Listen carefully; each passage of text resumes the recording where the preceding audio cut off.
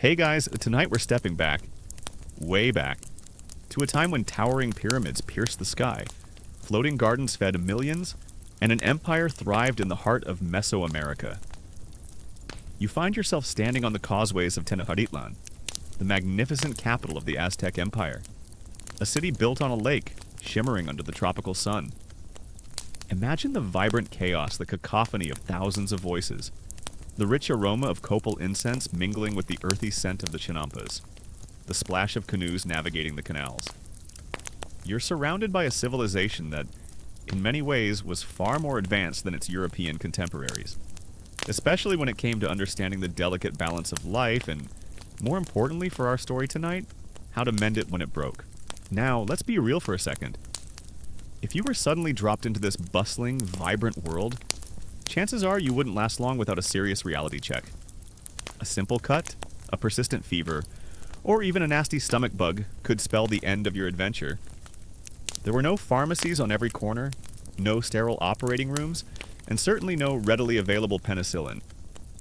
Yet, the Aztecs didn't just survive, they flourished, maintaining a population that rivaled some of the largest cities in Europe, largely thanks to an intricate and deeply sophisticated understanding of the natural world around them. So, before you get comfortable, take a moment to like the video and subscribe, but only if you genuinely enjoy what I do here. And as you settle in, tell me, where are you listening from tonight? What time is it where you are now? Dim the lights.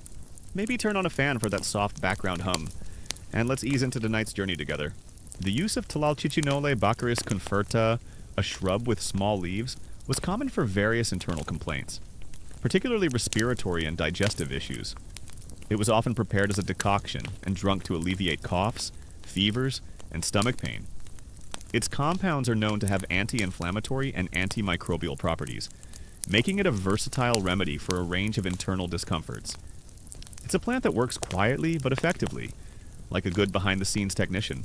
You feel the warm, humid air on your skin as you navigate the crowded market of Tlatelolco, the economic heart of Tenochtitlan. Here, amidst the dazzling array of goods, obsidian blades, shimmering quetzal feathers, or glistening jade, you notice a section dedicated entirely to plants. Not just food, mind you, but bundles of dried leaves, roots, barks, and vibrant flowers, meticulously arranged. These aren't just decorative.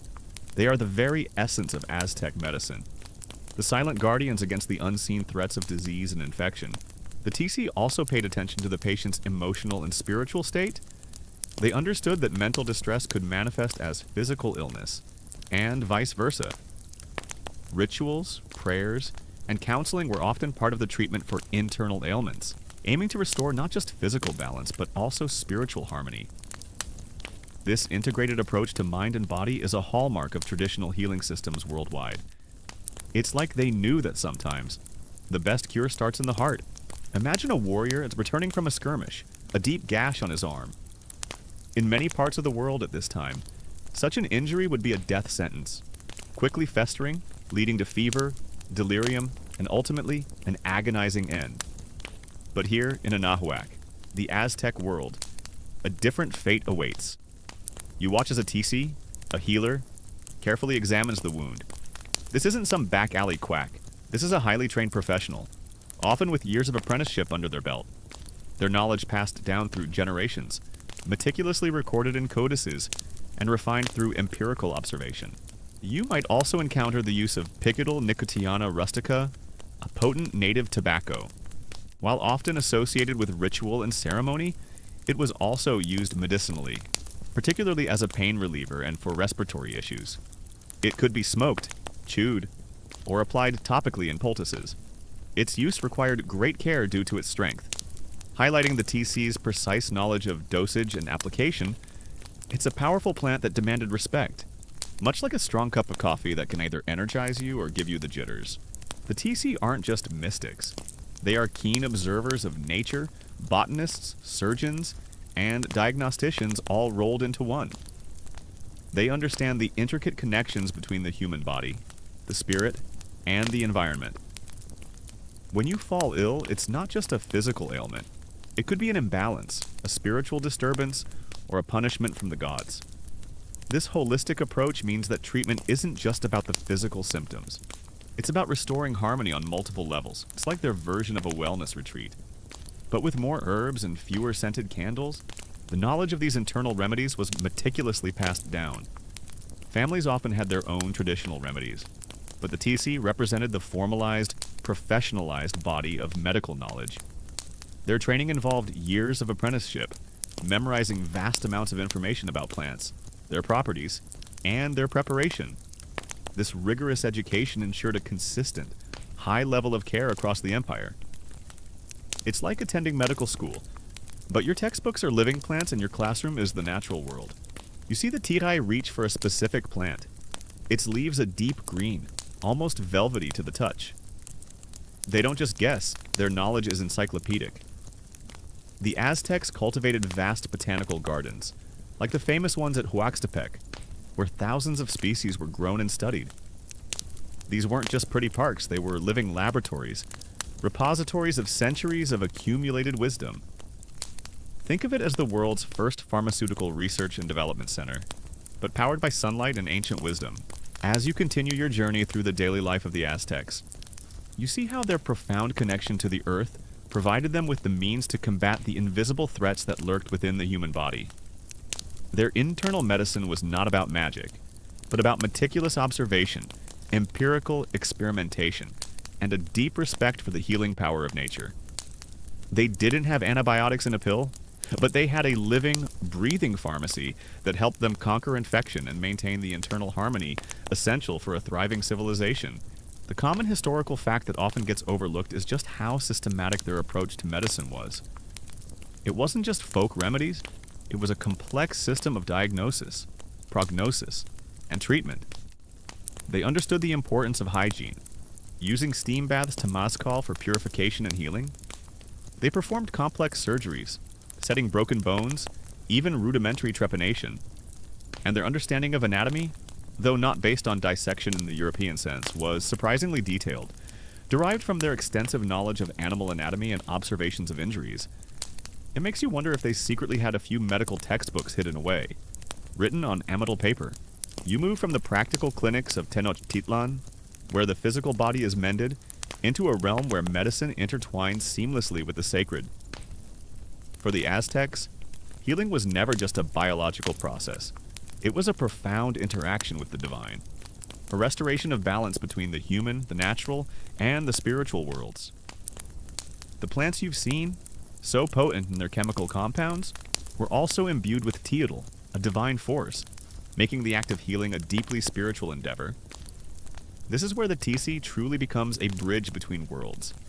Their hands not just applying poultices, Murray, but channeling ancient energies. Now, here's a little known detail that might surprise you. The TC often specialized. There were those who focused on bone setting, others on midwifery, and a significant number dedicated to the vast pharmacopoeia of plants. They had a deep understanding of toxicology, knowing which plants were poisonous and how to neutralize their effects, or conversely, how to use them in precise, controlled doses for specific therapeutic outcomes. It wasn't just about this plant fixes that, it was about understanding the plant's properties, its preparation, and its interaction with the human body. They were, in essence, ancient pharmacologists, meticulously documenting their findings.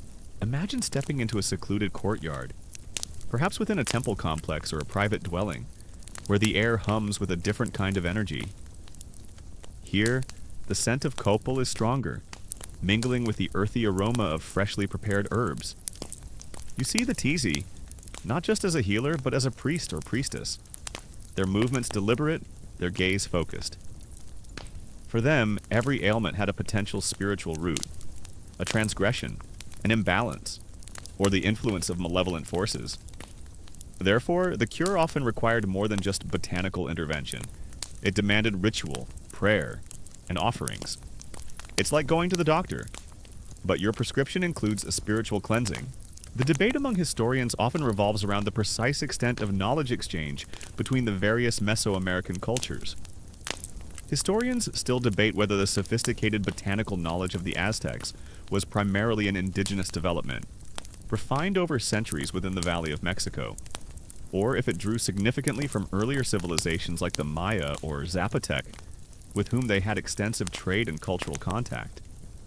Was it a unique Aztec innovation, or a grand synthesis of regional wisdom? The truth, as always, is likely a complex tapestry woven from both threads. The act of gathering plants itself was a ritual. The TC wouldn't just pluck a leaf indiscriminately. They would approach the plant with respect, often offering prayers or small gifts, acknowledging the plant's spirit and asking for its healing power.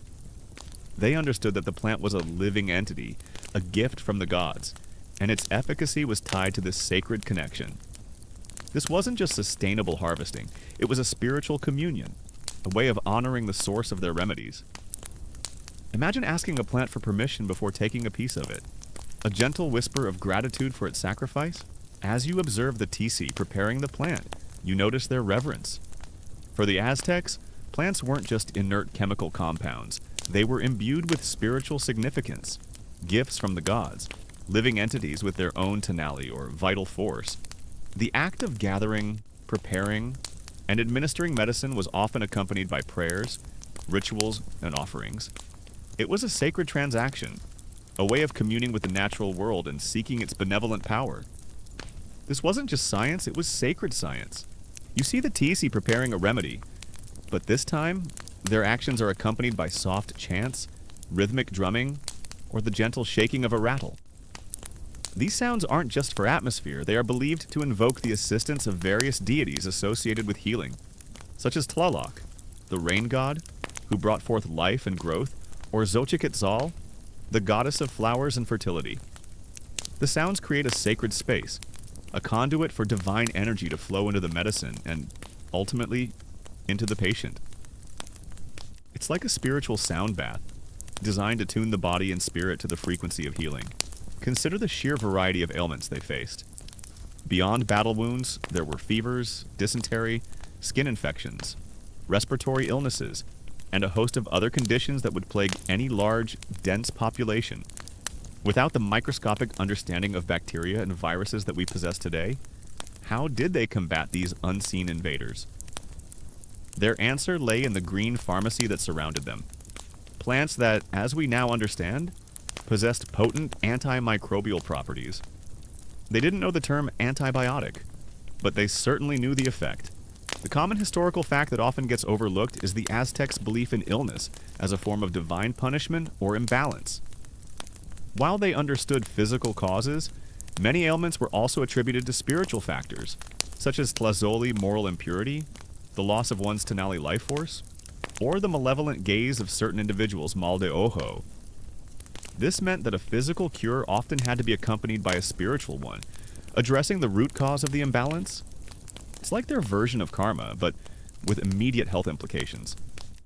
This holistic view meant that the Taixi had to be adept at both physical and spiritual diagnostics. You might be thinking, but how did they know it wasn't just trial and error, though certainly that played a part over millennia? It was also careful observation, passed down through generations, codified in their oral traditions and eventually in their pictographic manuscripts. They observed animals, the effects of plants on different conditions, and meticulously recorded what worked and what didn't. It was an empirical science, long before the term empirical was even conceived in the Western world.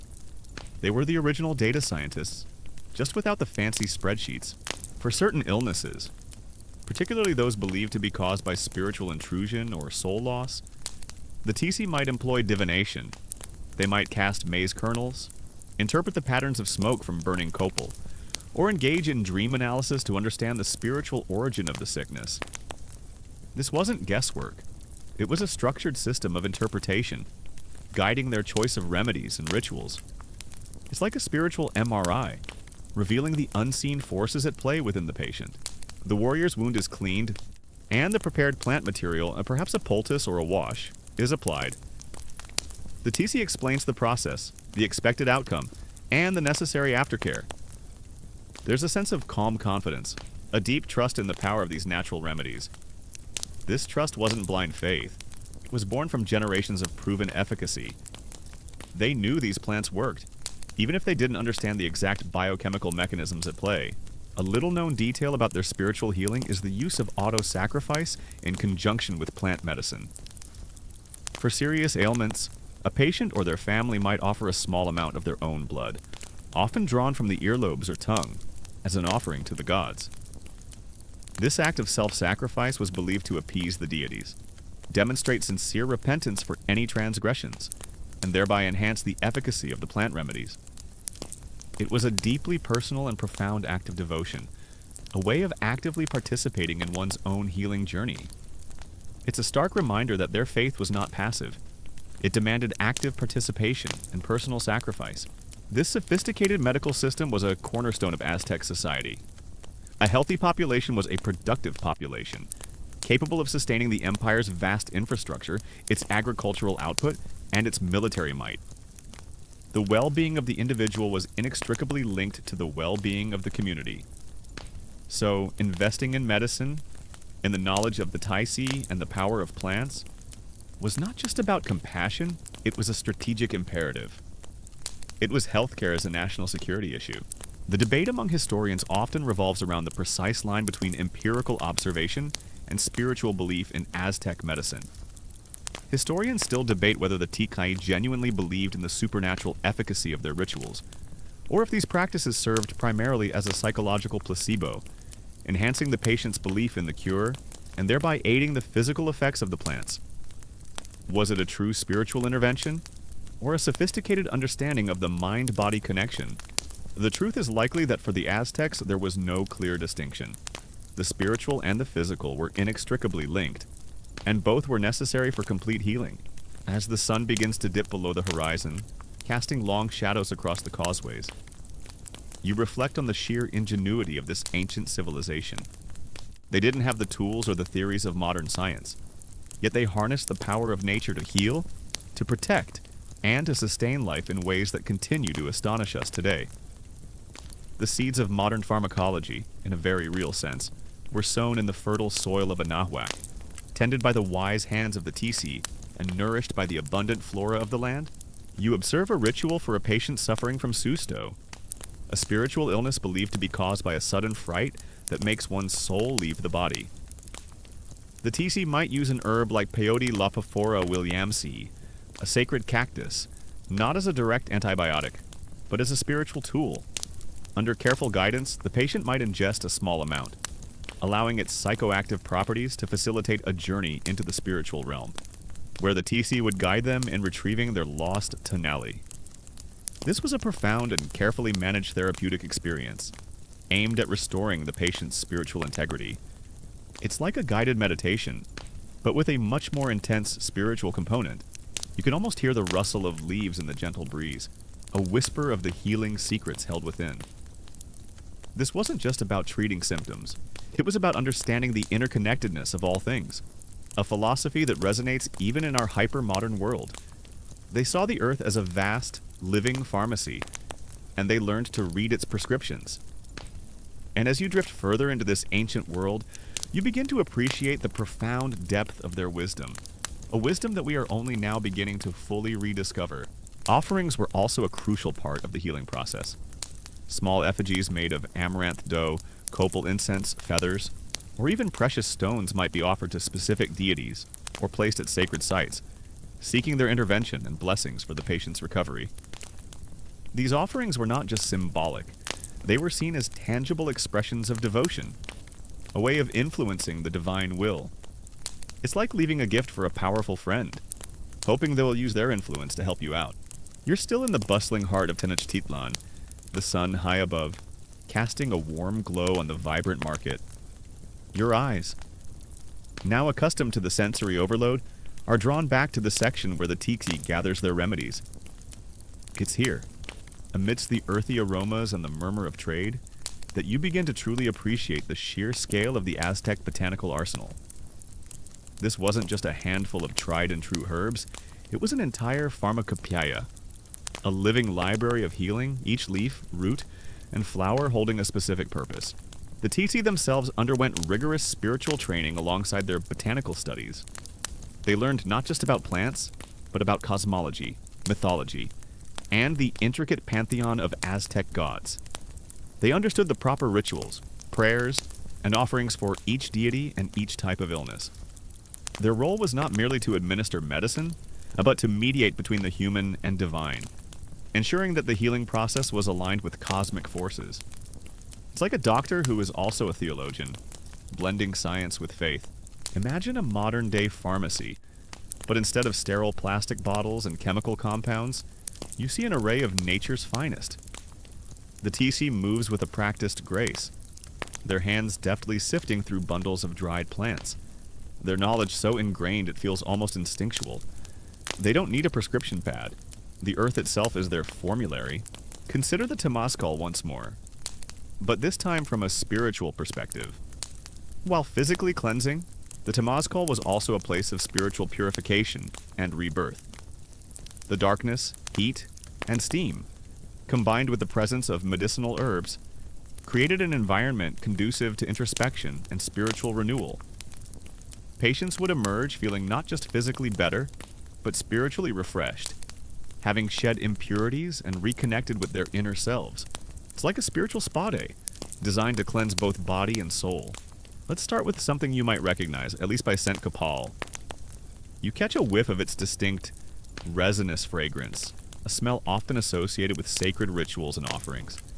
But beyond its spiritual significance, copal, derived from trees like Bursera bipinata or Bursera copalifera, was a potent antiseptic and anti-inflammatory. When a warrior suffered a wound, the TC might apply a poultice made from the resin, its sticky consistency helping to seal the wound while its active compounds worked their magic, preventing infection and reducing swelling. Think of it as their natural neosporin, but with a much more spiritual vibe.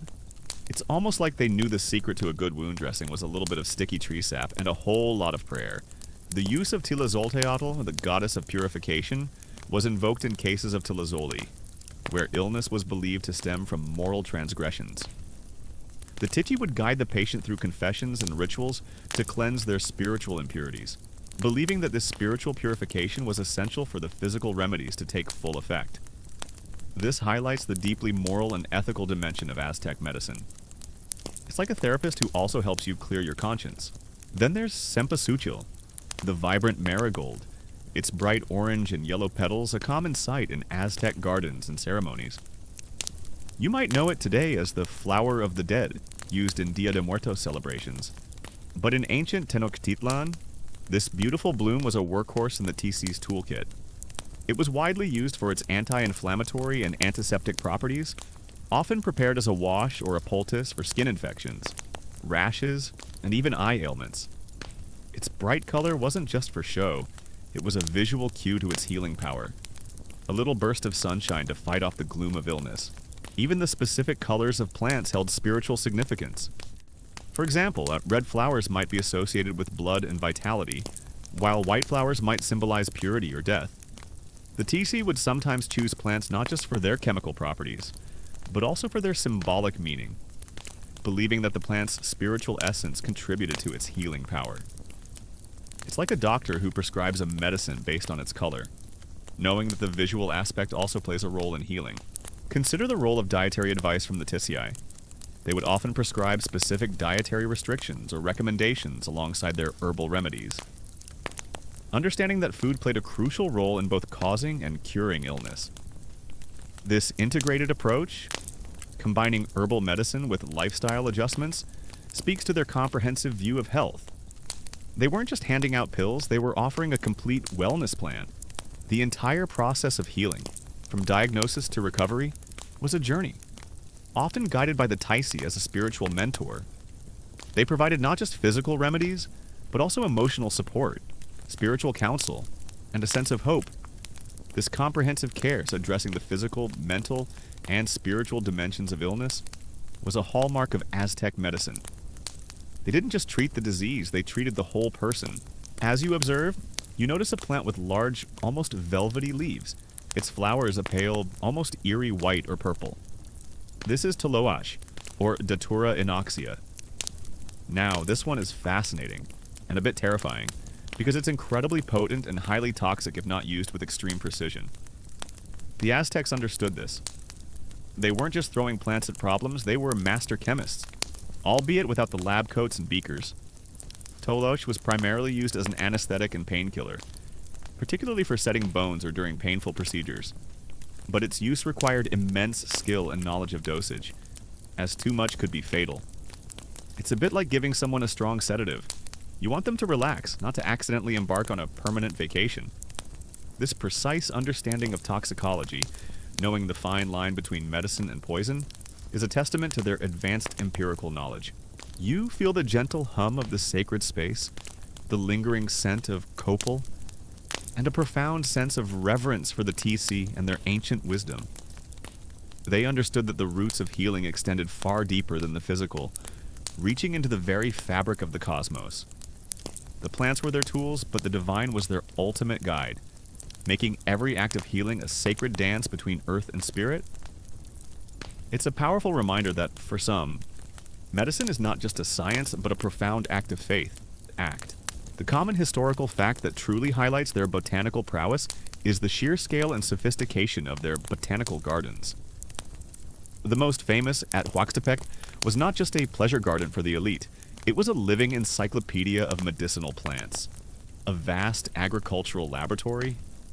Here, thousands of species were cultivated, studied, and their properties documented.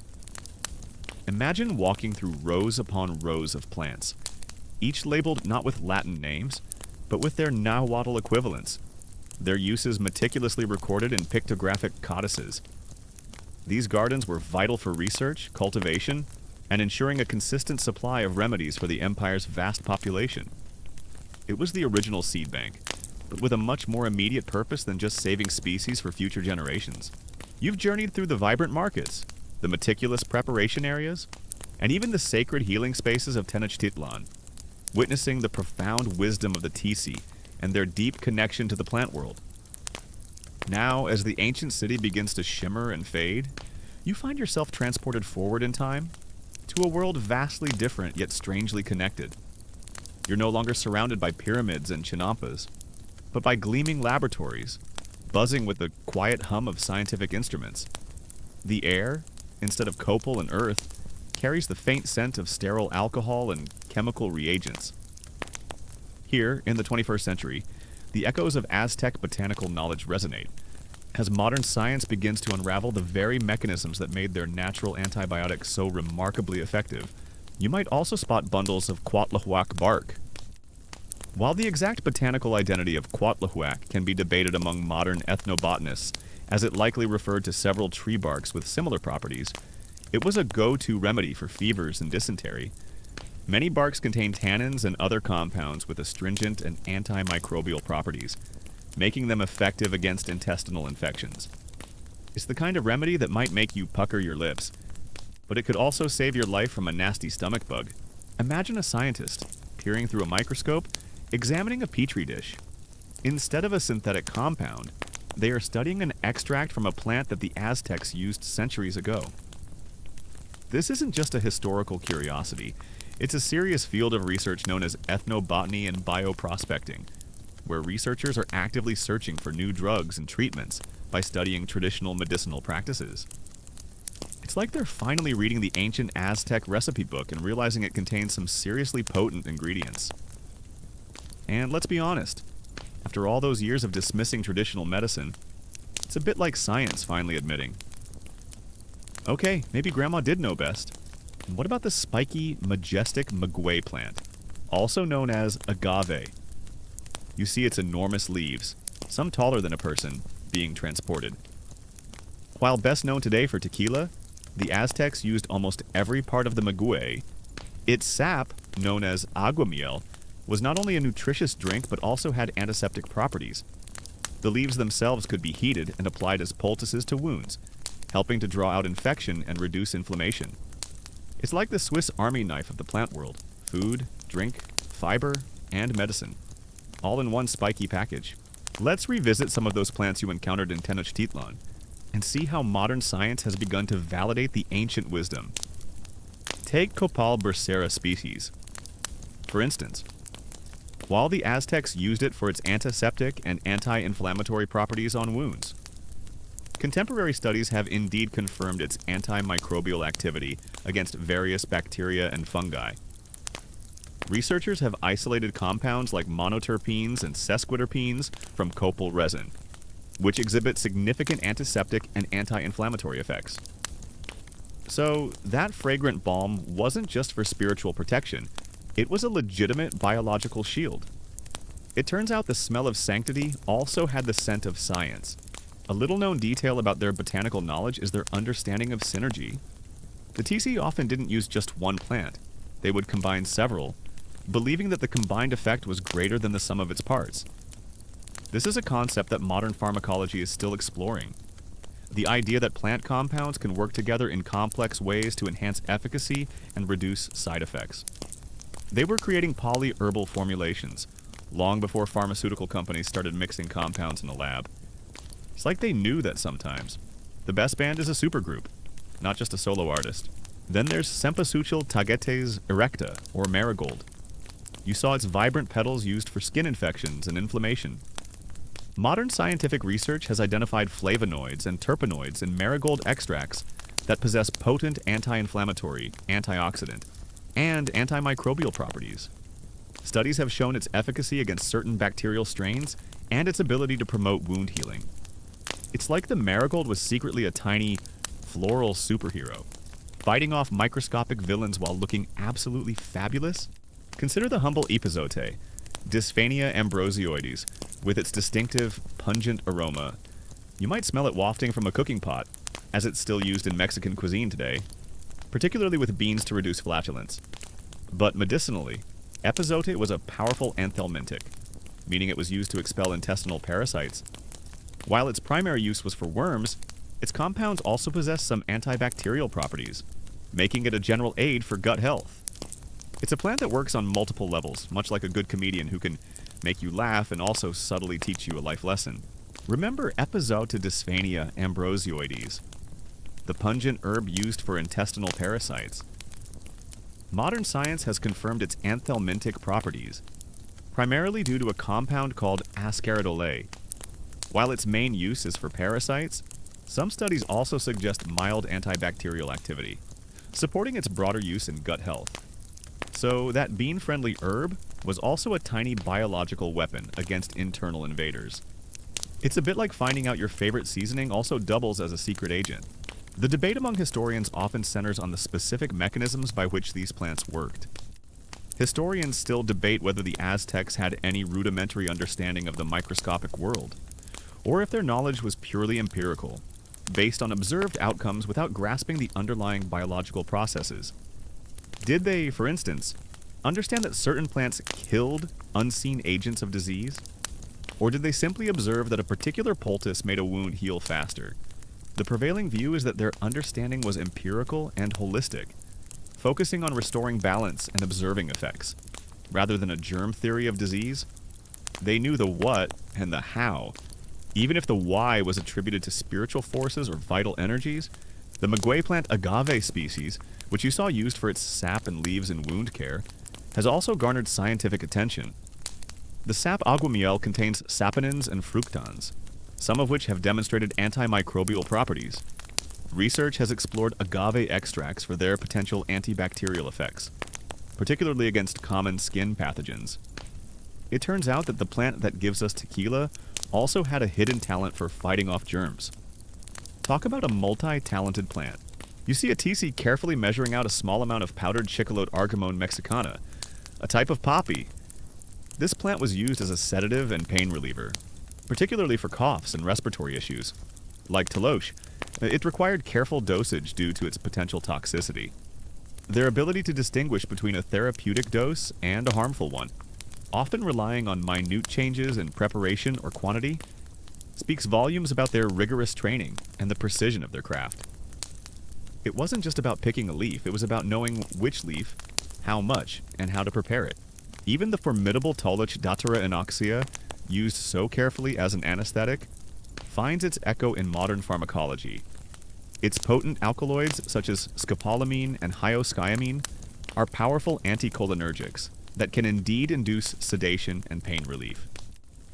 Modern medicine uses synthetic versions or highly purified extracts of similar compounds for specific medical purposes, albeit with extreme caution due to their narrow therapeutic window. It's a stark reminder that ancient healers were dealing with incredibly powerful substances, often without the safety net of modern toxicology. It's like they were playing with fire, but they somehow knew exactly how much kindling to use. Another plant you might encounter is Zacatachichi, Calea zacatachichi, known for its bitter taste and its use in treating fevers and dysentery. It was also sometimes used to induce vivid dreams, earning it the nickname dream herb, but its medicinal value lay in its anti-inflammatory and potential antimicrobial properties, helping to reduce fever and combat infections. It's a plant that could help you recover from illness and then give you an interesting story to tell about your dreams. The common historical fact that truly bridges the ancient and modern worlds is the Florentine Codex. This monumental 16th century ethnographic project, compiled by Franciscan friar Bernardino de Sahagún with the help of indigenous Aztec informants, is an unparalleled treasure trove of pre-Hispanic knowledge. It meticulously documents hundreds of medicinal plants, their Nahuatl names, uses, preparations, and even illustrations. For modern ethnobotanists and pharmacologists, the Florentine Codex is like the Rosetta Stone of Mesoamerican medicine, providing invaluable clues for identifying and studying plants with potential therapeutic value. It's the ultimate ancient database, just without the search function. The Aztecs' knowledge wasn't static. It was dynamic and evolving. New plants were discovered, new preparations were experimented with, and the efficacy of existing remedies was continually refined through observation and practice. This was a living science, passed down from elder TC to apprentice, a constant exchange of knowledge within the healing community. They didn't have peer-reviewed journals, but they had generations of practical experience. Let's consider Tapatzin, also known as Tepezco huite mimosa tenuiflora, or Mimosa hostilis. While not explicitly mentioned in earlier chapters, this plant was widely used in Mesoamerican medicine and is a fantastic example of modern validation. The Aztecs and other indigenous groups used its bark powder for treating burns, wounds, and skin lesions due to its remarkable regenerative and antiseptic properties. Modern scientific studies have confirmed that Tepezco huite bark contains tannins, saponins, and flavonoids that contribute to its antimicrobial, anti-inflammatory, and regenerative effects. It's even used in some modern cosmetic and dermatological products. So, if you ever wondered if ancient skincare was legit, here's your answer. Think about the sheer biodiversity of Mesoamerica. It's one of the most biologically rich regions on Earth, a natural pharmacy waiting to be explored. The Aztecs, living in intimate connection with their environment, were perfectly positioned to unlock its secrets. They saw the forest not just as timber or hunting grounds, but as a vast, interconnected web of life, each strand potentially holding a key to health and well-being. It's like they had an unlimited subscription to nature's Netflix, and they watched every single documentary. A little-known detail that often fascinates scientists is the complex synergy of compounds within a whole plant extract. While modern pharmacology often seeks to isolate a single active ingredient, traditional healers use the entire plant or specific parts of it. Researchers are now discovering that the myriad of compounds in a whole plant extract can work synergistically, enhancing efficacy, reducing side effects, or even providing a broader spectrum of activity than a single isolated compound. This concept, known as the entourage effect, suggests that the Aztecs' holistic approach to plant use might have been inherently more effective than a reductionist approach. It's like they knew that the entire orchestra sounds better than just a single violin. The preparations themselves were an art form. You see the TC grinding plants with a metate and mano, a stone mortar and pestle, boiling barks to extract their essences, or infusing leaves and water to create potent teas. They understood that different methods of preparation could alter the plant's properties, making it more effective or less toxic. This wasn't just about raw ingredients, it was about transforming them, unlocking their hidden power through careful processing. The debate among historians and scientists often revolves around the replicability of traditional preparations in a modern context. Historians and ethnobotanists still debate the extent to which modern scientific studies can truly replicate the precise traditional preparations and dosages used by the tiki, given the variability of plant potency, environmental factors, and the absence of exact ancient recipes. How much of the observed efficacy was due to the specific preparation methods, the spiritual context, or even the subtle variations in plant chemistry from different regions? It's a challenge to perfectly recreate conditions from centuries ago, like trying to bake a cake from a recipe that only says add flour and bake until done. As the day progresses, you realize that the market isn't just a place of commerce, it's a hub of knowledge. The titi here are not just vendors, they are educators, sharing their wisdom with those who seek it, advising on the best remedies for various ailments. The trust placed in them is immense, and it's a trust earned through generations of successful healing. They are the guardians of a profound legacy, a testament to the power of observation, experimentation, and deep respect for the natural world. You can almost hear the quiet excitement in the labs as researchers isolate new compounds, run assays, and publish their findings. Each new discovery is a testament to the enduring legacy of the Aztec tisi. For example, some studies are exploring the antimicrobial properties of Zacatachichi, Calea zacatachichi, which the Aztecs used for fevers and dysentery. While its dream-inducing properties are more famous, its compounds are being investigated for their potential to combat drug-resistant bacteria.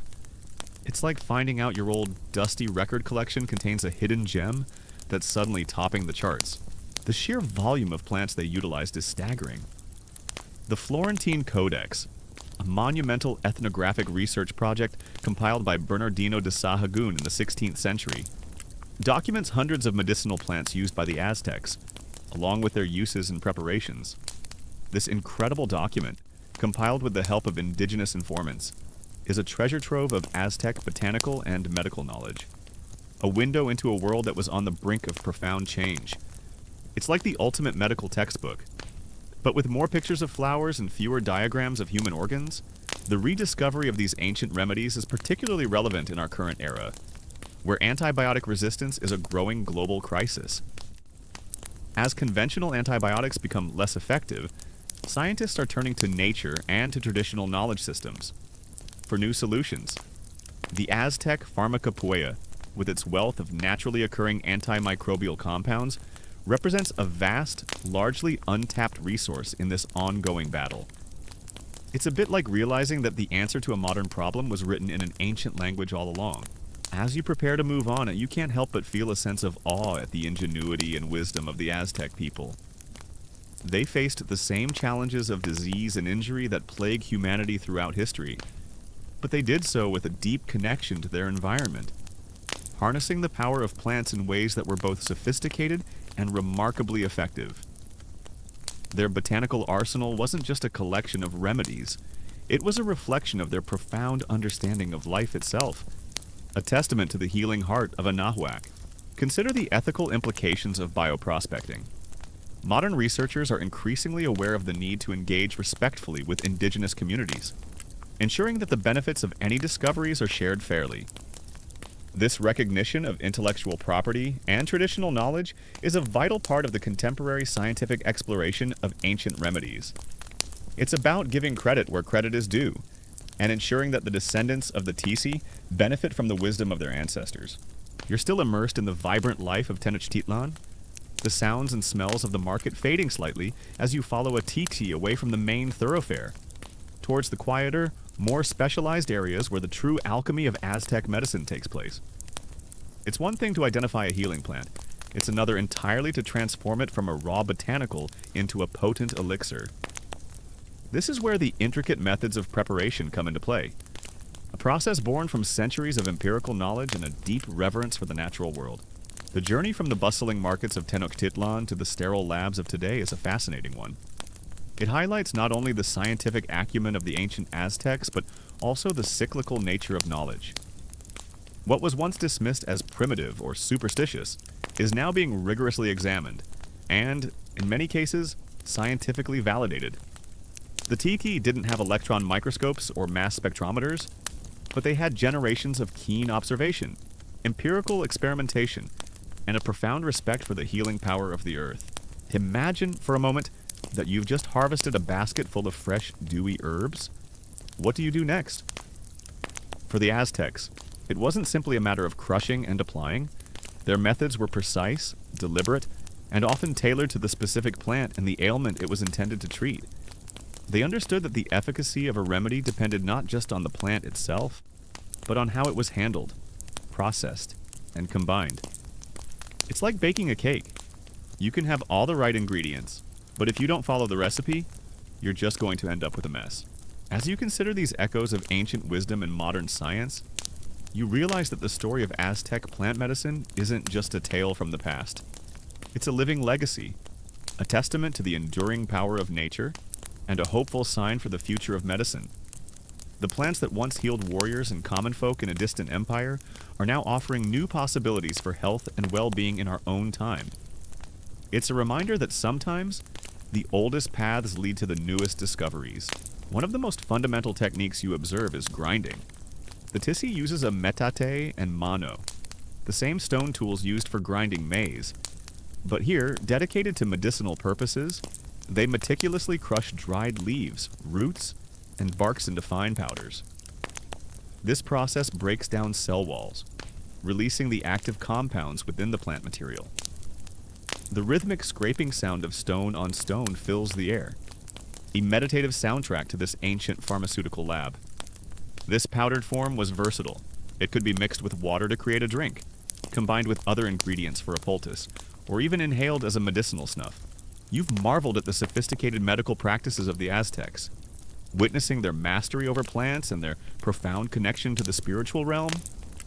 But as the vibrant tapestry of Tenochtitlan begins to fray at the edges, a new, ominous shadow falls across the land. The year is 1519, and the arrival of Hernán Cortés and his Spanish conquistadors marks a cataclysmic turning point, not just for the Aztec Empire, but for its vast repository of knowledge, including its intricate medical system. You feel a chill in the air, a sense of impending loss, as two worlds collide, bringing with them not only steel and gunpowder, but also invisible, deadly pathogens. You see them carefully sorting and drying plants. Not all plants are used fresh. Many are dried in the sun or in shaded, well-ventilated areas to preserve their potency and prevent spoilage. This foresight and preservation allowed them to store remedies for future use, ensuring a steady supply even during off-seasons or when specific plants were scarce. It's a bit like modern food preservation, but instead of canning tomatoes, they're drying medicinal herbs. They were essentially running a very sophisticated all-natural supply chain. Imagine the shock, the confusion, as these pale-skinned strangers, mounted on beasts never before seen, march into the heart of the empire. The initial encounters are a mix of awe and apprehension, but beyond the immediate military threat, the Spanish brought something far more devastating: diseases to which the indigenous populations had no immunity. Smallpox, measles, influenza, these invisible invaders swept through the Americas like wildfire, decimating populations, including the highly structured society of the Aztecs. You see the rapid spread of illness, a silent killer that no amount of copal or cempasúchil could fully repel. It's like a biological apocalypse, unfolding before your eyes. And the TC are fighting a war they cannot win with their existing arsenal. Another crucial method is infusion, essentially making a tea. The TC boils water in ceramic pots, then adds specific leaves or flowers, allowing them to steep. This gentle heat extracts the water-soluble compounds, creating a medicinal brew that could be drunk to treat internal ailments like fevers, stomach upsets, or respiratory issues. The steam rising from the pots carries the subtle, often earthy, aroma of the herbs, a scent that speaks of healing and restoration. Imagine sipping a warm cup of herbal tea, knowing it's been prepared with centuries of wisdom behind it. For more stubborn compounds, or for barks and roots? Decoction was employed. This involved simmering the plant material in water for a longer period, sometimes hours, to extract the less soluble active ingredients. The resulting liquid would be strained and used as a potent drink or a wash. This technique was particularly important for plants with tough, fibrous parts, ensuring that every bit of healing power was extracted. It's like making a super concentrated stock, but for medicine instead of soup, The common historical fact that often surprises people is the Aztecs' sophisticated understanding of topical applications. They didn't just drink their medicine, they applied it directly to the skin for external ailments. You watch as the Taisi prepares a poultice, mixing ground herbs with a binding agent like clay, animal fat, or even aguamiel maguey sap to create a paste. This paste is then spread onto a clean cloth or directly onto the skin. Held in place with bandages made from cotton or agave fibers, these poultices were used for wounds, skin infections, boils, and swellings, delivering the plant's antimicrobial and anti-inflammatory properties directly to the affected area. It's like their version of a medicated patch, but made entirely from nature. As the Spanish conquest progressed, the very fabric of Aztec society began to unravel. Temples were destroyed, codices burned, and the social structures that supported the Taiki and their specialized knowledge were dismantled. The systematic destruction of indigenous records and institutions meant an immense loss of accumulated wisdom. Imagine libraries burning, not just of books, but of living knowledge, passed down through generations. This wasn't just a military defeat, it was a cultural catastrophe, a deliberate attempt to erase a way of life. For certain conditions, especially those involving inflammation or muscle aches, the Aztecs utilized vapor baths, known as temazcal. While primarily a ritualistic and hygienic practice, these sweat lodges were also used for therapeutic purposes.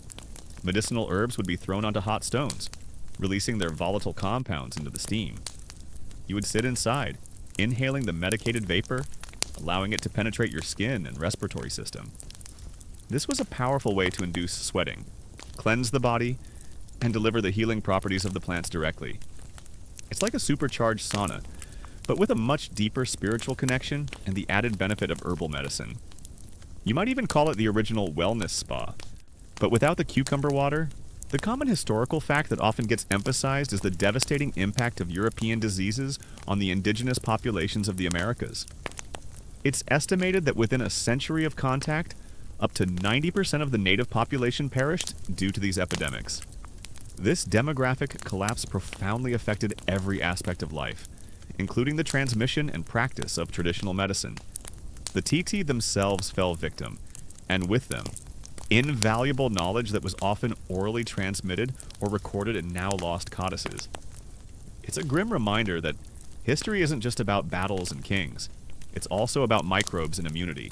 A little-known detail about their preparation methods is their use of fermentation. While not as widely documented for medicinal purposes as for beverages like pulque, there's evidence to suggest that some plant materials might have undergone controlled fermentation to enhance or alter their properties. This process could break down complex molecules, making active compounds more bioavailable, or even create new beneficial compounds. It's a subtle form of biotransformation, showcasing a deep, intuitive understanding of microbial processes long before microbiology was a twinkle in anyone's eye. They were, in a way, pioneering probiotics before anyone knew what a probiotic was. Despite the destruction, not all was lost. Some knowledge, particularly about medicinal plants, survived. Franciscan friars like Bernardino de Sahagún recognized the value of indigenous knowledge and, ironically, became instrumental in its preservation. You see Sahagún working tirelessly with indigenous informants, compiling the Florentine Codex. This monumental work, written in both Nahuatl and Spanish, meticulously documented Aztec culture, history, and, crucially for our story, their vast pharmacopoeia. It was a race against time, an attempt to salvage what they could before it vanished forever. It's like a desperate rescue mission, trying to save ancient secrets from the brink of oblivion. The debate among historians often revolves around the standardization of dosages. Historians still debate how precisely dosages were measured and standardized across different Tikai regions, given the lack of modern measuring tools and the variability of plant potency. Was it purely based on experience and observation, or did they have more formal, albeit unwritten, guidelines? While precise measurements as we understand them were absent, the Tixi relied on their extensive training, apprenticeship, and the accumulated wisdom of their lineage. They would gauge quantities by hand, by pinch, or by visual estimation, a skill honed over years of practice. It's a bit like a master chef who can cook a perfect meal without ever looking at a measuring cup. A little-known detail about this period is the selective adoption of indigenous remedies by the Spanish. While largely dismissive of Aztec spiritual practices, some Spanish chroniclers and even medical practitioners recognized the undeniable efficacy of certain native plants. They observed the healing power of remedies like copal or tepescohuit on wounds, which often surpassed European treatments of the time. This pragmatic acceptance, driven by necessity and observed results, led to some indigenous remedies being incorporated into colonial medical practices, albeit often stripped of their spiritual context. It's like they were saying, "We don't believe in your gods, but your plants sure work wonders." You also see the preparation of ointments and salves. These involved mixing powdered or finely chopped plant material with animal fats, beeswax, or plant oils. These fatty bases allowed the active compounds to be absorbed slowly through the skin, providing sustained relief and protection. These salves would be carefully rubbed onto affected areas, offering a soothing and healing touch. Imagine a rich herbal balm, crafted with care to ease your discomfort. The debate among historians often revolves around the extent to which indigenous medical practices continued to thrive underground or in remote areas after the conquest. Historians still debate whether the suppression of Aztec religion and formal medical institutions led to a complete loss of sophisticated knowledge, or if significant portions survived in secret, passed down within families and communities, adapting to the new colonial reality. Was it a total obliteration, or a resilient, albeit fragmented? Survival evidence suggests a complex picture, with some practices fading, others adapting, and many going underground to avoid persecution. The Aztecs also understood the importance of freshness. While drying was common for storage, some remedies specifically called for fresh plant material, believing that certain volatile compounds were most potent when the plant was still alive or recently harvested. This meant cultivating plants close to healing centers or having efficient systems for transporting fresh botanicals from the chinampas or botanical gardens. It's like knowing that some vegetables are best eaten right out of the garden, while others are fine after a trip to the freezer. You see the tsetse now often operating in secret, or under the guise of folk healers, continuing their work. They adapt, blending their traditional knowledge with new elements introduced by the Spanish, such as European herbs or new diagnostic concepts. This syncretism, the blending of cultures, is a testament to the resilience of indigenous knowledge. The seeds of survival were planted, even in the darkest of times, ensuring that the ancient wisdom would not entirely perish. It's like a plant finding a way to grow through cracks in concrete, adapting to a harsh new environment. Consider the role of ritual in preparation. For the Aztecs, medicine wasn't purely a scientific endeavor. It was deeply intertwined with their spiritual beliefs. The act of preparing remedies was often accompanied by prayers, chants, and offerings to the gods or to the plant spirits themselves. This wasn't just superstition. It was a way of imbuing the medicine with sacred power, enhancing its efficacy through spiritual connection. It's like adding a dash of good intentions to your concoction. The establishment of colonial hospitals, often run by religious orders, also played a complex role.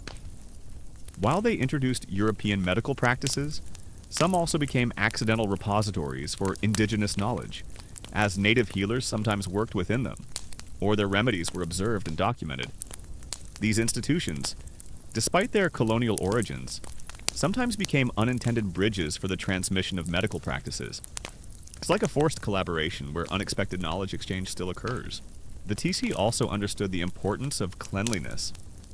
While they didn't have sterile environments in the modern sense, they used clean water, often from natural springs for washes and infusions. Tools were cleaned, and hands were washed. This basic understanding of hygiene, though not linked to germ theory, undoubtedly contributed to the effectiveness of their treatments by reducing secondary infections. They knew that a clean wound was a happy wound. Consider the role of language in the preservation and loss of knowledge. The imposition of Spanish as the dominant language meant that the intricate Nahuatl terminology for plants, diseases, and medical procedures began to erode. The nuances of traditional understanding, often embedded in the very structure of the language, were difficult to translate or were simply lost. This linguistic shift contributed to the fragmentation of knowledge. It's like trying to translate poetry into a foreign language. Some of the beauty and meaning inevitably gets lost. You might notice the careful selection of specific parts of the plant, and it wasn't always the whole plant that was used. Sometimes it was just the root, other times the leaves, the flowers, the bark, or even the sap. They understood that different parts of a plant could have different concentrations of active compounds, or even different compounds altogether. This selective harvesting demonstrates a nuanced understanding of plant chemistry. It's like knowing that you use the leaves of spinach, but the roots of a carrot. Despite the immense pressure, the core belief in the healing power of nature persisted. Indigenous communities, even under colonial rule, continued to rely on their local flora for everyday ailments. The knowledge of common medicinal plants, their properties, and basic preparations became a resilient, grassroots form of healthcare, often practiced by family elders or community healers. This informal transmission ensured that the fundamental principles of plant-based medicine endured. It's like a secret garden, tended by those who refused to let its wisdom wither. The knowledge of these preparation methods was not static. It was continually refined through observation and experimentation. The TC would note the effects of different preparations, adjusting recipes based on patient outcomes. This empirical approach, combined with centuries of inherited wisdom, allowed them to develop a highly effective system of natural medicine. They were constantly tweaking their formulas, like a chef perfecting a recipe over generations. The long-term impact of the conquest on indigenous health was devastating, not just from disease, but also from forced labor, malnutrition, and psychological trauma. Yet, the continued, albeit modified, practice of traditional medicine offered a crucial lifeline, providing comfort and care where colonial systems were often inadequate or inaccessible. The TC, even in their reduced capacity, remained figures of solace and healing within their communities. They were the unsung heroes, tending to their people amidst chaos. As you watch the Taisi at work, you gain a profound appreciation for the depth of their knowledge and the meticulousness of their craft. They weren't just gathering plants, they were engaging in a sophisticated process of transformation, unlocking the hidden healing powers of nature. From the earth to the elixir, every step was deliberate, informed by generations of wisdom, and imbued with a deep respect for the life-giving forces of the natural world. It's a reminder that true healing often comes from understanding and working with nature, not against it. You can almost hear the whispers of defiance, the quiet determination to preserve what was sacred. The knowledge of how the Aztecs used plants as natural antibiotics, once a cornerstone of a thriving empire, became a testament to resilience. A flicker of light in the encroaching darkness. Though much was lost, enough survived to tell a story of ancient wisdom enduring against overwhelming odds.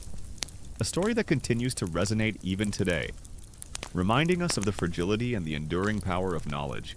You stand on the edge of the Tlactli Court, the ancient ballgame arena, where the echoes of fierce competition still seem to linger in the air. But today, your focus shifts from the athletic prowess of the Aztecs to their resilience in the face of conflict. The Aztec Empire, a formidable power, was built not just on trade and tribute, but on the strength of its warriors. And where there are warriors, there are wounds. In a world without modern medicine, how did they ensure their fighting force remained healthy, capable of defending their vast domain? The answer, once again, lies in the sophisticated application of their botanical knowledge, turning the very plants you've been observing into a formidable defense against infection and injury.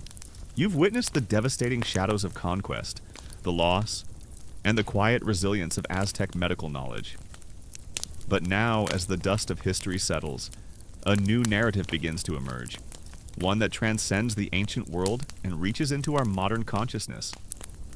You find yourself standing not in the ruins of Tenochtitlan, but in a globalized world, where the whispers of indigenous wisdom from Mesoamerica are finally being heard, recognized for their profound and lasting impact on today's medicine, particularly in the realm of natural antibiotics. Imagine a scene, not from the ball court, but from the aftermath of a Xochiaoyotl, a flower war, or a more serious military campaign. A warrior lies wounded, perhaps struck by an obsidian blade, a Makuahuitl having left a deep, jagged cut. The immediate danger isn't just the blood loss, but the unseen enemy infection. In many ancient societies, such injuries were often fatal, even if the initial blow wasn't. But for the Aztecs, the TC were ready. armed with a profound understanding of nature's antiseptics and anti-inflammatories. Imagine a modern pharmaceutical lab not just studying isolated compounds, but looking at traditional remedies with a newfound respect. The journey from the Aztec tsetse to a contemporary research scientist isn't a direct line, but a winding path of rediscovery and reevaluation. The knowledge that survived the conquest, often through oral tradition or the painstaking efforts of chroniclers like Sahagun, has become a valuable resource. A living blueprint for new discoveries is like finding a lost treasure map and realizing it leads to a bounty of natural healing. You watch as the wounded warrior is brought to a designated healing area, perhaps a quiet corner of the barracks or a specialized Kalpuli neighborhood clinic. The first priority is to clean the wound. While they lacked sterile water in the modern sense, they understood the importance of irrigation, clean, often boiled. Water or infusions of specific plants with mild antiseptic properties would be used to wash away dirt, debris, and any initial contaminants. This simple yet crucial step significantly reduced the risk of infection, a testament to their practical hygiene. It's like they knew that a clean slate was the best way to start the healing process, even if they didn't know why it worked. The most profound impact of indigenous wisdom, particularly from the Americas, lies in the sheer number of medicinal plants that have entered the global pharmacopoeia. While not all directly from the Aztec tradition, the concept of utilizing plants for their therapeutic properties. A cornerstone of Aztec medicine has permeated Western science. Think of quinine, derived from the cinchona tree, a crucial anti-malarial drug that saved countless lives. While from the Andes, its discovery and adoption by Europeans were part of a broader recognition of indigenous botanical knowledge from the New World. It's like the Americas opened up a whole new pharmacy for the rest of the world. Then comes the application of the plant-based remedies. For open wounds, the tsetse might turn to copal resin, which we encountered earlier. Its sticky antiseptic properties made it ideal for sealing and protecting the wound from external pathogens. Imagine a thick, fragrant balm being carefully applied, forming a natural barrier. This wasn't just about preventing infection.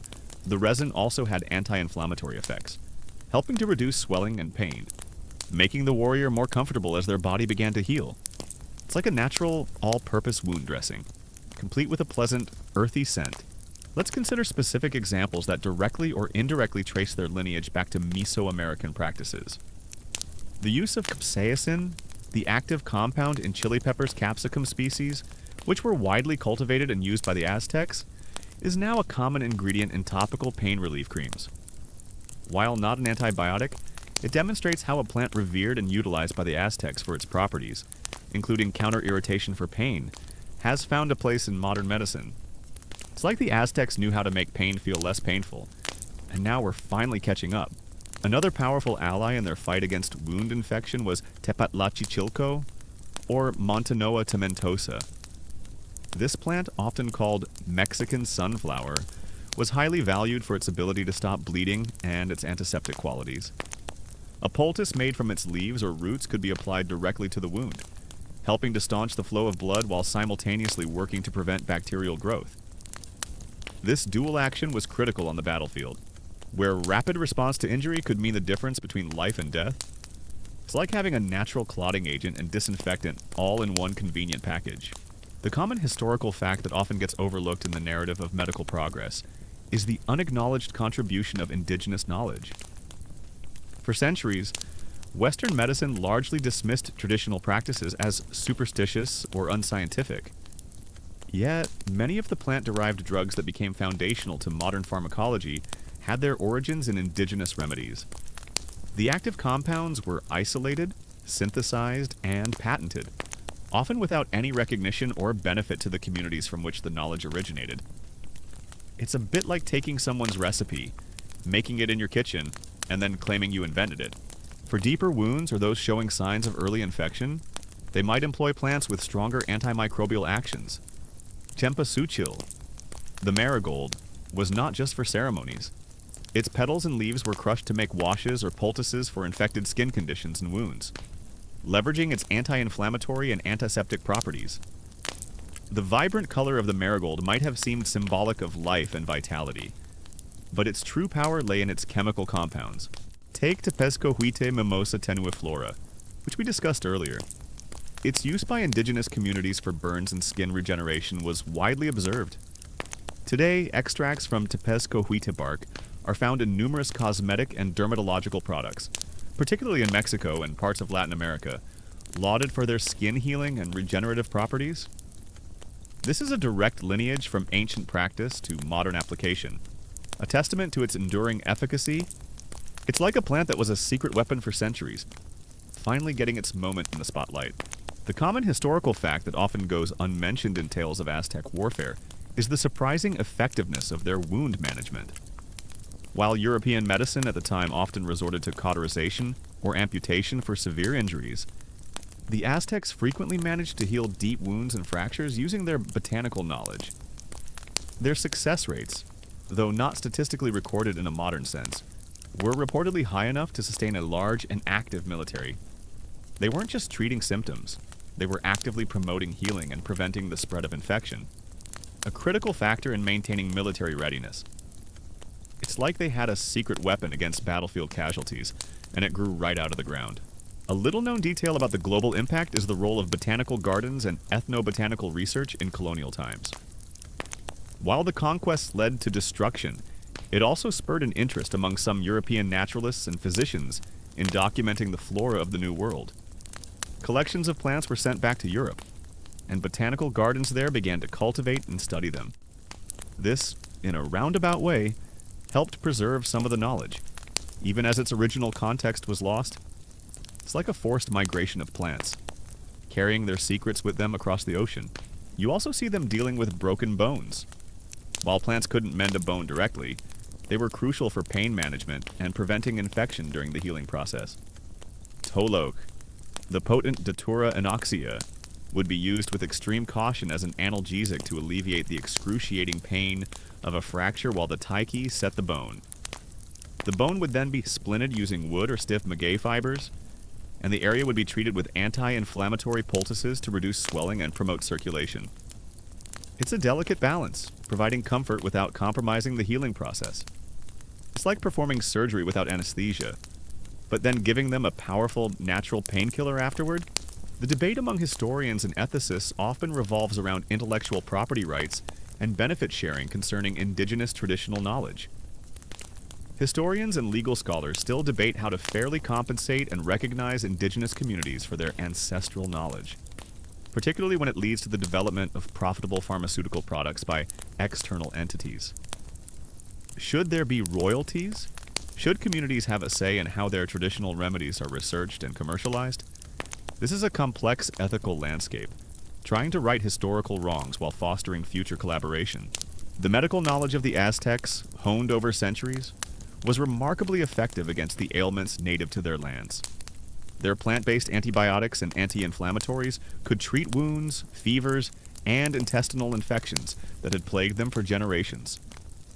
But against novel pathogens, their traditional remedies were often powerless. The sheer scale of the epidemics overwhelmed their healing infrastructure, leading to widespread suffering and death. This wasn't a failure of their medicine, but a testament to the brutal reality of biological warfare, albeit unintentional. It's like being an expert at fighting local skirmishes, only to be hit by a global war.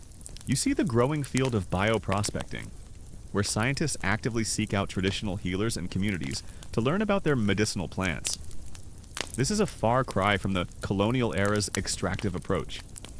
Today, there's a greater emphasis on collaborative research, respecting indigenous intellectual property, and ensuring that any benefits derived from traditional knowledge are shared equitably. It's like a new era of partnership, where ancient wisdom is finally treated with the respect it deserves.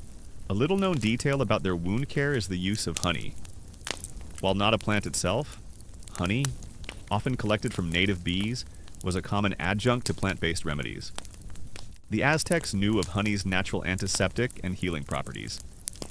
It would be applied to wounds, sometimes mixed with powdered herbs, to promote healing, reduce inflammation, and prevent bacterial growth.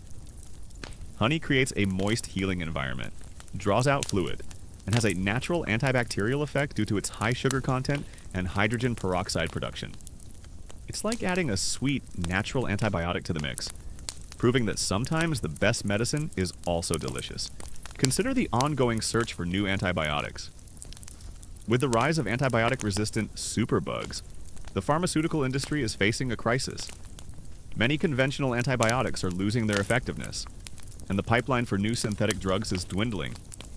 This has led scientists to turn back to nature, and specifically to traditional medicine systems like that of the Aztecs, as a promising source of novel antimicrobial compounds. The very plants that fought off infections centuries ago might hold the key to fighting them today. It's like realizing the solution to a futuristic problem was hidden in an ancient textbook all along. The debate among historians often revolves around the long-term outcomes of severe injuries.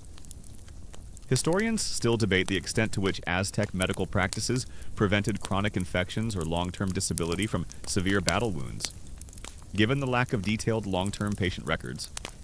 While immediate survival rates appear to have been impressive, how often did warriors fully recover their previous functionality? Or did they suffer from lingering issues? The evidence is largely archaeological, showing healed bones and successful trepanations. But the nuances of recovery remain a subject of ongoing study. The influence isn't just in specific compounds, it's also in the holistic approach to health.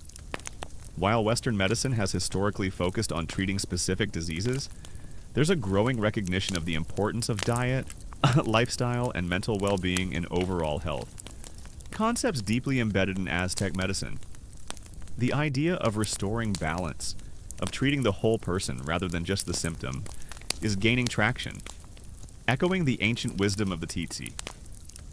It's like modern medicine is finally realizing that the body isn't just a collection of parts, it's an interconnected system. For minor cuts and abrasions, the Aztecs had simpler, yet effective solutions. The sap of certain plants, like the nopal cactus Opuntia ficus indica, could be applied. Nopal sap has mucilaginous properties that could help soothe irritated skin and potentially offer some antiseptic benefits. It's a bit like using aloe vera for a sunburn, a gentle touch from nature to heal everyday scrapes. The resurgence of interest in herbal medicine and natural remedies in popular culture also reflects this global impact. While often detached from their original cultural contexts, the widespread availability of herbal supplements and natural health products owes a debt to the long history of human interaction with medicinal plants. A history exemplified by the Aztecs. It's like the ancient remedies are making a comeback, repackaged for a new generation. Consider the role of the temazcal again in post-battle recovery. After initial wound treatment, warriors might undergo a temazcal session. The heat and steam, infused with medicinal herbs, would help to relax muscles, reduce pain, and promote sweating, which was believed to cleanse the body of impurities. This holistic approach to recovery, combining direct wound care with systemic therapies, highlights their comprehensive understanding of healing. It's like a full-body detox and relaxation session, all in the name of getting you back on your feet. The study of ethnobotany continues to reveal new insights. Researchers are not just looking for magic bullets, but trying to understand the complex interactions of compounds within whole plants, a concept the Aztecs intuitively understood. This systems biology approach, where the whole is greater than the sum of its parts, is a direct validation of traditional polyherbal formulations. It's like realizing that the symphony is more powerful than just a single note. The psychological aspect of healing was also implicitly understood. The Tzi didn't just treat the body, they also provided reassurance and spiritual guidance. The rituals accompanying the application of remedies, the prayers, and the belief in the sacred power of the plants undoubtedly played a role in the patient's recovery. A calm mind and a strong spirit can significantly aid physical healing. It's like knowing that sometimes the best medicine is a little bit of hope and a lot of positive thinking. You can almost feel the convergence of past and present, the ancient wisdom flowing into modern scientific inquiry. The legacy of the Aztec Tzi is not just a historical footnote, it's a living, breathing influence on global health. Their profound understanding of plants as natural antibiotics, their meticulous methods of preparation, and their holistic approach to healing continue to inspire and inform, reminding us that some of the most powerful medicines grow right beneath our feet. The knowledge of battlefield medicine was not confined to a few elite Tzi. Basic first aid, including the application of common antiseptic plants, would likely have been known by many warriors and their accompanying support personnel. This widespread knowledge ensured that immediate care could be administered, even before a specialized healer arrived. It's like every soldier having a basic first aid kit, but instead of bandages and ointments, it's a pouch full of dried herbs. You've traced the incredible journey of Aztec plant medicine, from its sophisticated origins in Tenochtitlan to its resilient survival through conquest and its eventual echoes in modern scientific labs. Now, as the sun begins its slow descent, casting long, golden shadows across the landscape, you find yourself reflecting on the profound and enduring legacy of the TC, the green healers whose whispers still resonate through the ages. This isn't just a story of ancient remedies. It's a testament to a way of seeing the world, a philosophy that holds vital lessons for us even today. You can almost hear the soft murmurs of the Tita as they work, their hands gentle yet firm, their knowledge a beacon of hope in the face of pain and injury. The resilience of the Aztec warrior was not just in their training or their weaponry, but in the profound medical support system that underpinned their society, a system deeply rooted in the earth beneath their feet. They didn't have antibiotics in a pill, but they had a living, breathing pharmacy that helped them conquer infection and return to the fight. Imagine the TC not just as individuals, but as custodians of a vast, living library, the natural world itself. They didn't just memorize facts, they cultivated a deep, intuitive understanding of the interconnectedness of all life. Every plant, every animal, every element of the environment was part of a grand design, and illness was a disruption of that cosmic harmony. Their healing wasn't about conquering nature, but about collaborating with it, coaxing its benevolent powers to restore balance. It's like they understood the earth was a giant, benevolent being, and they were simply learning to listen to its wisdom. This deep reliance on plant-based medicine for wound healing underscores a fundamental difference in approach compared to many other cultures of the time.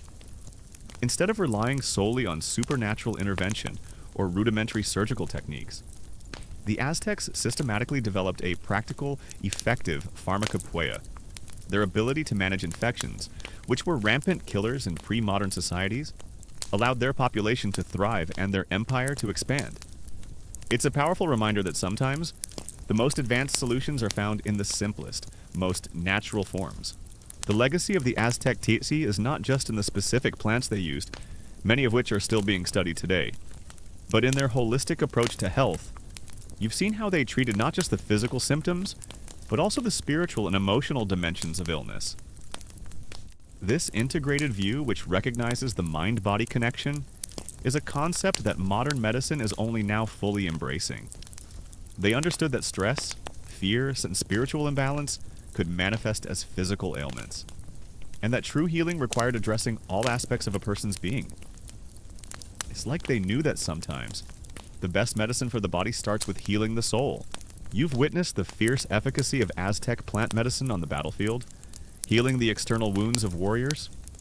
But now, as you move deeper into the daily life of Tenochtitlan, you realize that the fight for health extended far beyond visible injuries.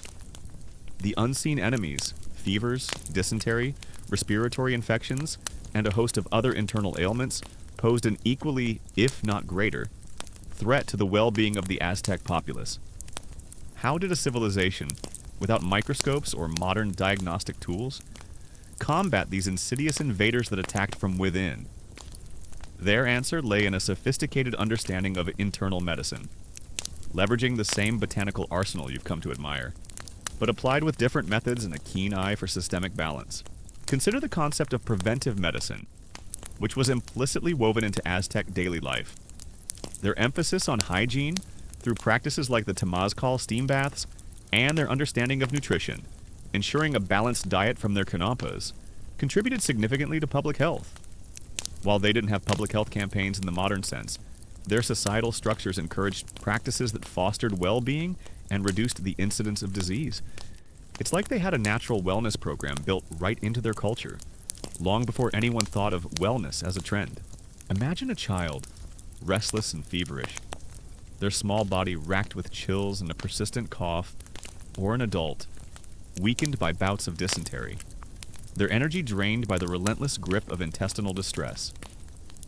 These were common afflictions in any large, pre-modern city, where sanitation was rudimentary and infectious diseases spread easily. For the Aztecs, the Tzitzai approached these internal battles with a blend of empirical knowledge, spiritual understanding, and a deep reliance on the plant kingdom. The common historical fact that often gets lost in the grandeur of Aztec architecture and warfare is the everyday reliance on plant-based remedies by the common people. While the Tzitzai were highly trained specialists, basic knowledge of common medicinal plants and their uses was widespread. Families had their own home remedies for minor ailments, passed down through generations. This grassroots level of healthcare ensured that basic medical needs could be met, forming a resilient layer of health support that persisted even through the upheavals of conquest. It's like every household had a small, personal medicine cabinet, stocked with nature's bounty. The first step in treating internal ailments was often diagnosis, though not in the laboratory sense. The Tzitzai would carefully observe symptoms, listen to the patient's account, and sometimes even interpret dreams or omens. They understood patterns of illness, recognizing the signs of specific diseases even without knowing their microscopic causes. They might feel the patient's pulse, examine their tongue, or simply observe their overall demeanor. It's like a detective piecing together clues, but the clues are all internal. The meticulous observation and empirical experimentation of the Tzitzai laid a foundation for what we now call ethnobotany and pharmacology. They didn't have double-blind studies, but they had centuries of careful observation, trial, and refinement. They noted which plants worked for which conditions, how different preparations affected potency, and how to mitigate toxicity. This systematic approach, based on real-world results, is a powerful testament to their scientific acumen, even without the formal scientific method as we know it. It's like they were running the world's longest, most patient clinical trial, and the results were written in the health of their people. For fevers, a common and often dangerous symptom of various infections, the Aztecs had several plant remedies. One prominent example was chichicpatli, often identified as Calea zacatechichi, which we touched upon earlier for its dream-inducing properties. But its primary medicinal use was far more practical. Prepared as a bitter tea, chichicpatli was used as a febrifuge, helping to reduce fever. Its compounds possess anti-inflammatory and antipyretic fever-reducing properties. Imagine sipping a strong, bitter brew, knowing that with each swallow, the heat within your body is slowly, gently receding. It's like their natural Tylenol, but with a much more earthy flavor.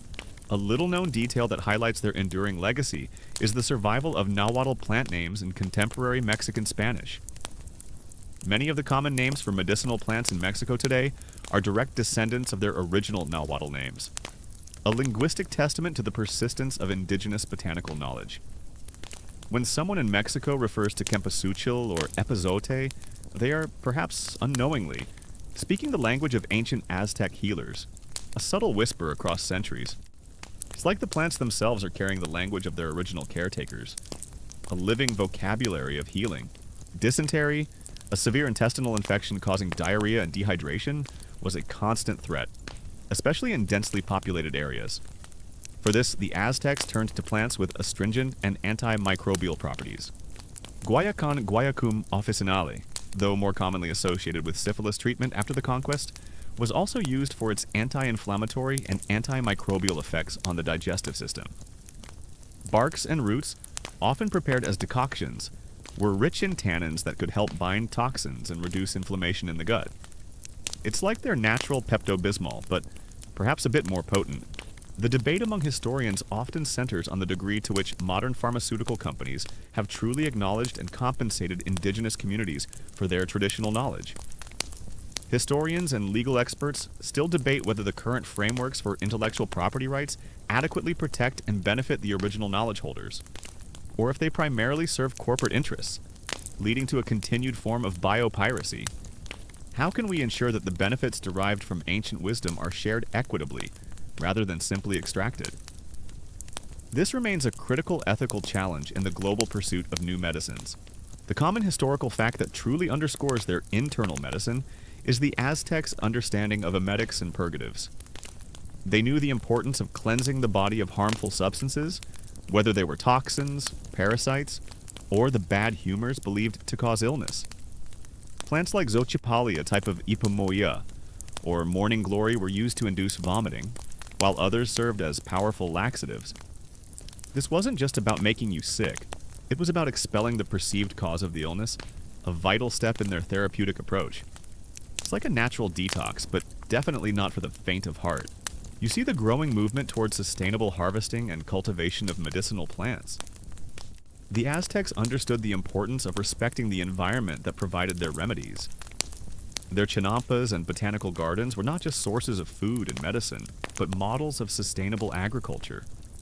Today, as we face ecological crises, the ancient wisdom of living in harmony with nature, ensuring that resources are replenished, becomes more relevant than ever. It's like they had a master plan for ecological balance, and we're finally starting to pay attention. Respiratory infections, from common colds to more severe coughs and chest ailments, were also prevalent.